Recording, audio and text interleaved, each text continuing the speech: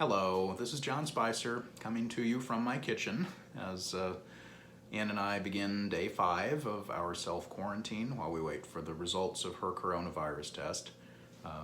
As I've said in the morning prayers, she is feeling better. She hasn't been coughing much at all and has been free of fever for 3 days now, something like that. So we're hoping the test results will be back on Wednesday, and we're praying that they will be good. I want to thank you, everybody who has been joining us for online prayer and worship, the 818 prayers in the mornings and midday and evenings, and for Sunday morning worship as we experienced yesterday.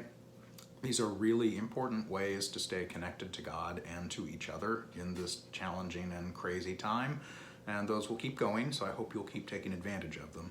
The 818 prayers are on Facebook, and the Sunday morning worship is both on Facebook and on our website. You can find it from there. So, as you know, our metro area will be going under a stay-at-home order as of midnight tonight. I kind of think for most of us that probably won't change things too terribly much. I think many of us have already been doing that as we deal with this crisis. But still, it's a frightening thing to have the directions change from being a recommendation to being an order. So you may wonder in this time what's going on with the church's operations day to day. The church building, the church operations are physically closed, or the office rather is physically closed, and staff are working at home. The phones are being answered, and staff are providing very limited access to the building for people who need to be on site for essential work or something, but we're not there, so please don't come by, just come by the office and say hi, because you won't find us. So the building may be closed, but of course the work of the church goes on. No matter what, the work of the church goes on. We're doing meetings and classes by Zoom, which is actually working really well. The classes are going great.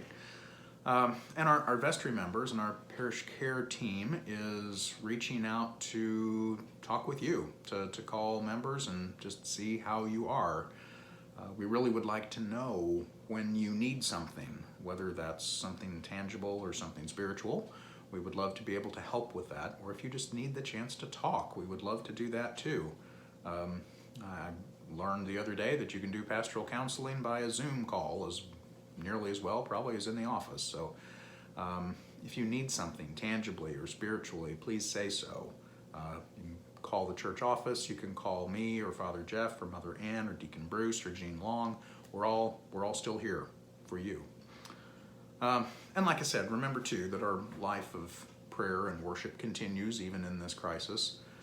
The 818 prayers are called that because they happen at 8 in the morning, 1 in the afternoon, and 8 o'clock at night on Facebook.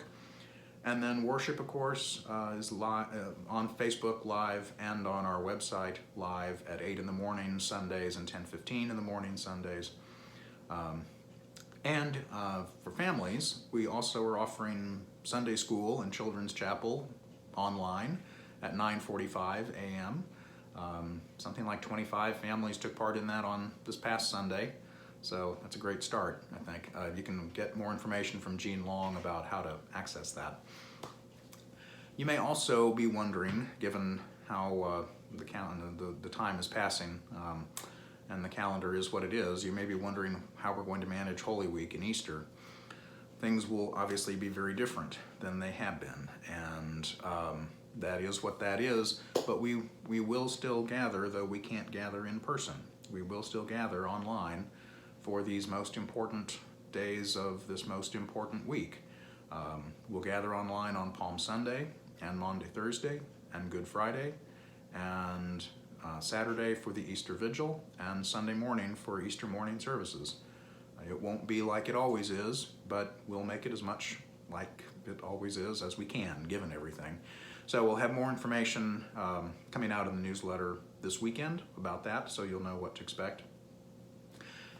So you may be wondering what you can do. I've had many people asking me, what can I do to be of help? So let me suggest 3 things, 3 ways that you can I think really make a difference in this crazy time. The first is to simply be faithful, to read the Bible and say your prayers and come to worship online. I mean, continuing your practice of prayer and spirituality actually makes a huge difference, not just for yourself, though that is true, but also the power of your prayers matters. So please keep that up. Please keep Lent going. I mean, whatever your discipline is, keep at it. Or if you haven't started yet, now's a good time. So anyway, keep going in terms of your own faithfulness. Second, more tangibly, please continue making your gifts to St. Andrew's. I mean, these are challenging times for the church as for everybody else. The fact that we're not gathering in person certainly affects the bottom line for us. So, you can give by mail or online from the church website. There's several ways to do that, but just please continue to keep your giving going. But third, and this maybe is most important, or at least right up there with prayer, third, I would really encourage you to reach out and talk to somebody. Just make a phone call, or if you're somebody who doesn't really enjoy the phone very much, and there are many of us like that, send a card, send a text, send an email. Just think about somebody who could use a touch and act on that. Let the Holy Spirit guide you. Whoever comes to mind for you, figure there's probably a reason why that person is coming to mind, and take it on yourself to let that person know that they are not alone and that you care, that their faith community cares for them. I think just simply contacting one another can make a huge difference. Just loving one another, as Jesus taught us, in that very concrete way.